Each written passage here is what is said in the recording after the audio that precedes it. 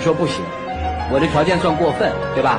第二，我说了，不入赘也行，未来生俩娃，一个跟你家姓，一个跟我家姓，你也说不行，人家接着又让步了。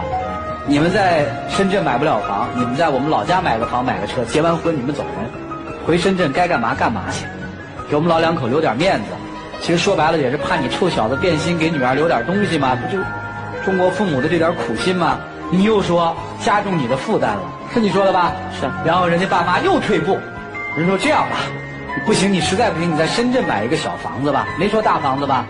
没有，没有要求，只是说你随便来个房子，不就想给女儿点依靠吗？咱们先不说这想法对不对，你说不行啊？没有说不行，只是暂时不行，暂时因为我们两个对啊，暂时不行就暂时不行吗？人家再等你1年再结婚吗？你说要分手，唉，我们先不说父母这要求对还是不对，我们就把这个事情简单的梳理一下，你就会发现说，其实女方在整个的事件过程当中是一让再让，一退再退，而男生其实没有做任何工作，男生就是一句话，对不起，我是爱你的，但是我们不可以为你做出任何的牺牲和改变，是这意思吗？也不是，其实我也为家里面那个劝说过，就是说，小孩的事情我也有和家里面去说过，而且不是一次。唉，行吧，怎么办呢？各位老师，一起进入丘比特问卷。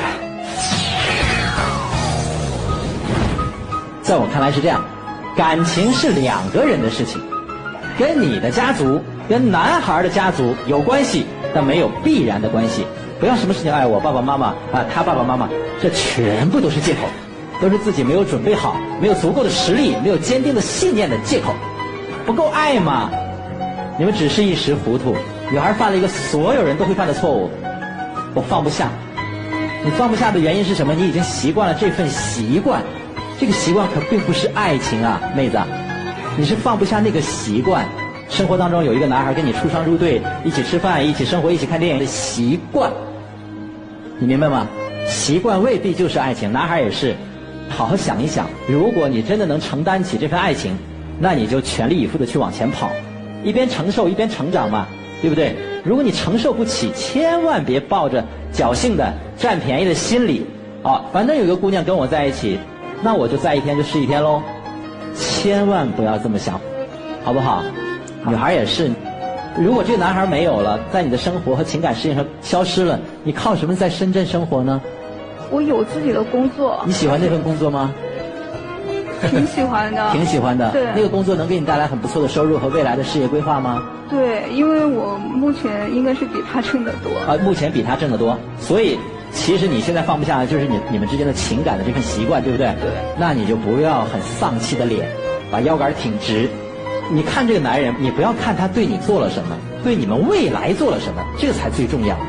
请你吃顿饭呐，给你买件衣服，这都不重要。如果他真心有诚意跟你走进婚姻的话，平时他的衣服都是我在买。你要看他对你们2个人的未来做了什么，这个的结果才能评估你是否可以跟他走进婚姻，明白吗，妹子？我们都说爱情被现实打败，但其实有很多很多的感情根本不是被现实打败的，打败的他们的原因就是因为不够爱。真正好的感情、好的婚姻是什么？是你永远比利益重要。如果一个人把自己的利益看得比另一半还要重要的话，那这段感情不要也罢。嫁人之前出现这样的问题，其实也是好事儿，因为能够把你泼醒，让你看清他的三观，看清他整个他的世界是一个什么样的。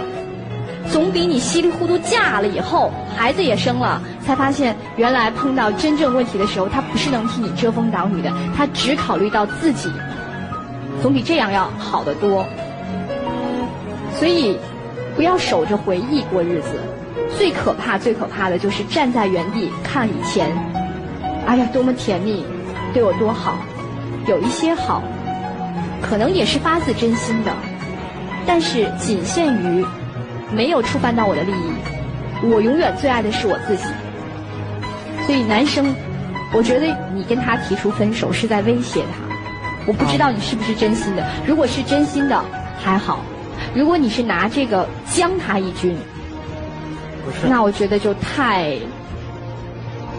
所以你怎么想的，你自己心里清楚，啊。我这边的话也是，他家里逼得太紧了，实在是没办法。他家里逼得这么紧，如果你要是真的爱他，你做一些牺牲和改变。如果你觉得，我就是觉得我自己很重要，跟你相比起来，我更爱我自己一些，大方的告诉他，我们好聚好散，我很真心的爱过你就好了，好吧？好，谢谢。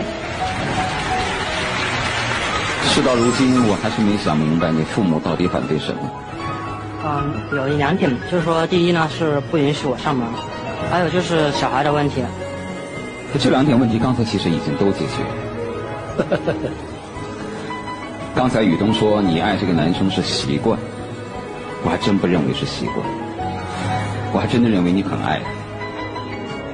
在最初他去了深圳之后，你很多次想要让他从深圳去你老家，但是你没舍得说出口，他连说出口都没说，可见你心里是有多么爱。我只是不想让他为难而已。对呀，你就是不想让他为难呢，所以我说你很爱他嘛。但问题就在于这个很爱他嘛，谁爱得越深越受伤。我一直反对一个女人为了一个男人而远走他乡。从数据的表现上来看，成功的很少。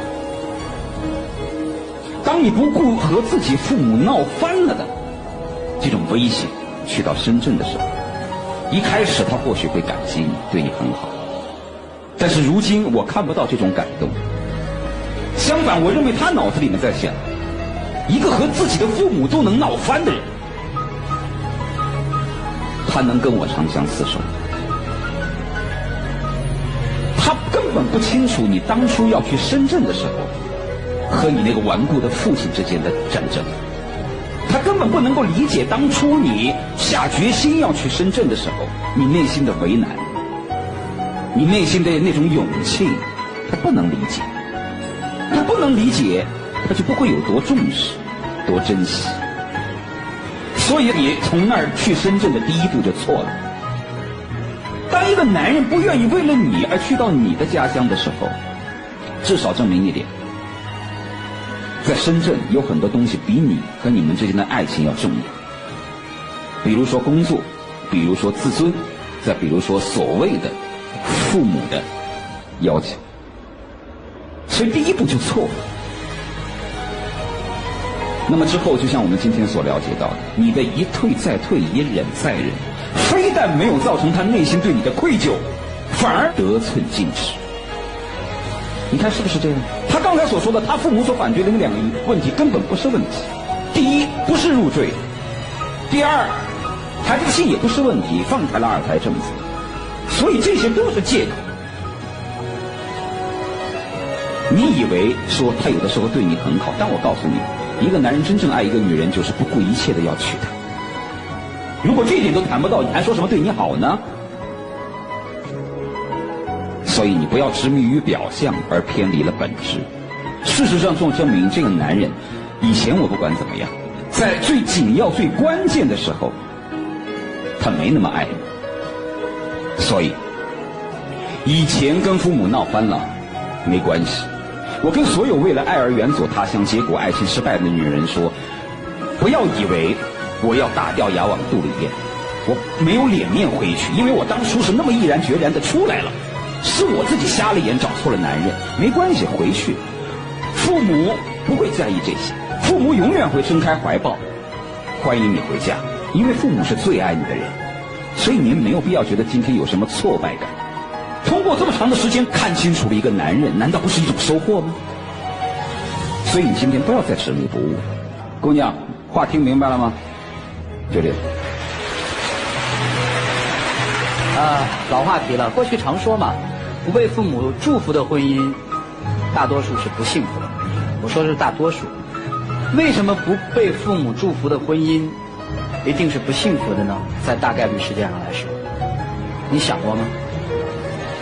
其实父母是有自己的判断，就是一个人经历了40多年的人生或者50多年人生，他去看一个人的时候，他有时候直觉很准。父母给意见的时候，你别那么冲动，静下来听一听。有很多孩子是，我凭什么听你的呀？我就要跟你逆反啊，我们俩有代沟啊，你的思想落后了。我就说一句，年轻人，请你们心平气静的听一听长者的意见。你要问一句，妈，为什么我跟他不合适？你妈可能就会跟你讲，我们没有吗？我们这不合适，你就得同意，他就是对我好的。然后家长说他怎么对你好了？那我不管，他就是对我好。妈妈会说，家庭条件不好，可能会吃亏。吃亏我不看，我就爱啊！你们这些人太世俗了。其实你没有认真的坐下来听父母他们谈，听听父母的意见，啊，别到那个要劲儿的时候，父母就拿出来挡一下键盘了，是吧？好了，接下来一起进入内急联合谷高红糖真情60秒。小平，其实，在你家提出这么条件的时候，我也有考虑，我自己也有心动过，就是说，不管家里面如何反对，我都可以去你家。但是后面我想到，我现在是单亲，我不能像我妈妈一个人不管，所以很多东西的话呢，我也在尽量的去给家里面去解说，去让他们能够体谅我们。你看我们将近5年的感情，我也不想这么就放弃了，只希望你能好好考虑一下。哎，谢谢老妹，请回吧。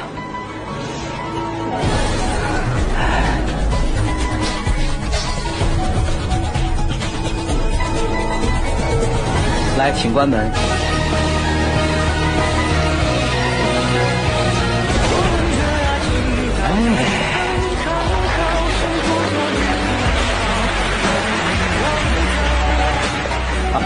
网友提问：我是一名90后宝妈，当初我老公没房没车没工作，但我认为这都不叫事儿，对我好就行。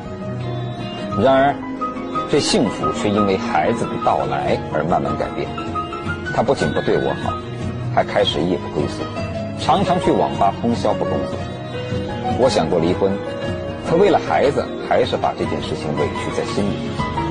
我想知道我该怎么做才能够让这个30多岁的男人乖乖听话，以后不再出去玩，在压力面前选择破罐子破摔。你之所以选择裸婚，是因为他对你好，但其实这种